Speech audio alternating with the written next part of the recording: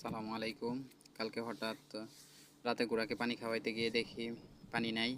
কফিলকে বললাম যে ট্যাঙ্কিতে পানি নাই। কফিলে যায় গাড়ি নিয়ে আসলো। গাড়ি নিয়ে আসার পরে পানি ঢাললো। গাড়ি নিয়ে আসার বড় গাড়ি নিয়ে আসছে। আসার পরে ওই ড্রাইভারটা ছিল কেরালা, নতুন আসছে সৌদি আরব। আসার পরে ড্রাইভিং করতেছে, তো এত ভালো ড্রাইভিং পারে না। তো অনেক চেষ্টার পরে গাড়ি ঢুকাইছে ভিতরে আমাদের বাউন্ডারি। তো ঢোকানোর পরে ও পানি দিছে ট্যাঙ্কিতে। পানি দেওয়ার পরে যখন বের হইব তখন ও চাইছিল সামনে যায় গাড়িটা ঘুরাইতে। আমি বললাম যে সামনে যাইস না, সামনে অনেক বালি আছে, বালির মধ্যে আটকে যাইব। ও বললো যে কিছু হইব না, খালি গাড়ি ঘোরানো যাইব।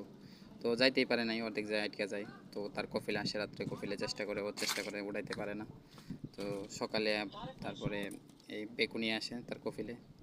তারপরে বেকুনি আসার পরে বেকু দিয়া টান দেওয়ার পরে উঠানোর পরে পিছনে বেঁকে বের কইরা তারপরে নিয়ে যায়। তো সবাই ভালো থাকবেন। আসসালামু আলাইকুম।